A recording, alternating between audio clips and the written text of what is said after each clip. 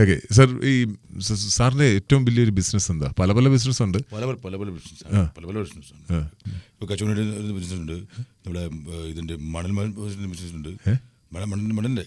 പിന്നെ മെയിനായിട്ട് share market തന്നെയാണ്. ഷെയർ മാർക്കറ്റിൽ നമ്മൾ പൈസ ഇടുന്നു, അത് 2 തിരിച്ചു വിടുന്നു, ചിലപ്പോൾ പൈസ പോകും, അത് നമ്മുടെ ഭാഗ്യം പോലെ ഇരിക്കും. അതിന് ഒരുപാട് ബിസിനസ് ഉള്ള മനുഷ്യനാണ് സാറേ. ഈ യൂസഫ് അലി സാറിനെ നിങ്ങൾക്ക് അങ്ങനെ ആയിരിക്കും, പക്ഷേ ഞങ്ങൾ ഫ്രണ്ട്സിലാണ്.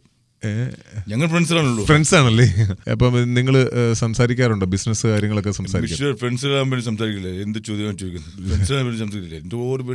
ഏറ്റവും കൂടുതൽ സംസാരിക്കുന്നത് ഇതിനെ കുറിച്ചാണ്. അതിനെക്കുറിച്ച് ഞാൻ എന്തോരം സംസാരിക്കാറോ, ഇഷ്ടം പോലെ. സാർ, ഈ കഴിഞ്ഞ ദിവസം സാറ് ഫ്ലൈറ്റ് മേടിച്ചല്ലോ, അത് ഭയങ്കര വിവാദമായിട്ടുള്ള ഒരു വാർത്തയായി. അതെ, ഓക്കെ. ഈ ഫ്ലൈറ്റ് മേടിക്കുന്ന വലിയ സംഭവമൊന്നുമില്ല, അപ്പം നിങ്ങൾക്ക് മേടിക്കാം. എത്ര രൂപ സാർ? അല്ല, ഫ്ലൈറ്റിന് എത്ര രൂപ? ഫ്ലൈറ്റിനും അത് മാനേജറാണല്ലോ, നമ്മളല്ല ഡീൽ ചെയ്യുന്നത്, മാനേജറാണ്. സാർ, ഈ കഴിഞ്ഞ ദിവസം ഈ സ്റ്റാഫായിട്ട് എന്തോ പ്രശ്നമായല്ലോ? ഈ സ്റ്റാഫുകളെന്ന് പറഞ്ഞാൽ എൻ്റെ ബെസ്റ്റ് ഫ്രണ്ട്സാണ്.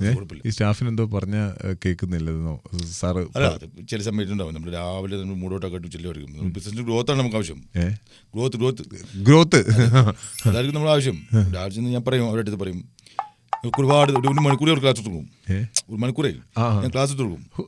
പക്ഷെ ഇതെല്ലാം എടുത്ത് കഴിഞ്ഞു അവർ അതേമാതിരി തന്നെ പ്രവർത്തിക്കും. കാരണം ഞാൻ പറയുന്നവർ മനസ്സിലാക്കും, പക്ഷെ അത് പ്രവർത്തിക്കുന്നവർ